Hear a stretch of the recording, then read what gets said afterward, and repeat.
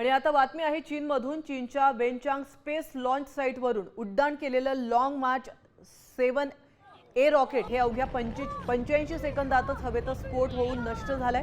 आपल्यासोबत China set 4B उपग्रह घेऊन जाणारं हे रॉकेट तांत्रिक बिघाडामुळे कोसळलंय आणि या अपघातामुळे संपूर्ण मोहीम अपयशी ठरली आहे। चीन अंतराळ शास्त्रज्ञांची चिंता वाढली असून स्फोटाच्या नेमक्या कारणांचा आता शोध घेतला जातो। रॉकेटच्या उड्डाणानंतर अवघ्या 85 सेकंदात हवेतच या रॉकेटने स्फोट घेतल्याचं आपण पाहतोय। चीनमध्ये ही घटना घडली आहे। चायना सेट 4B उपग्रह घेऊन जाणारं हे रॉकेट होतं।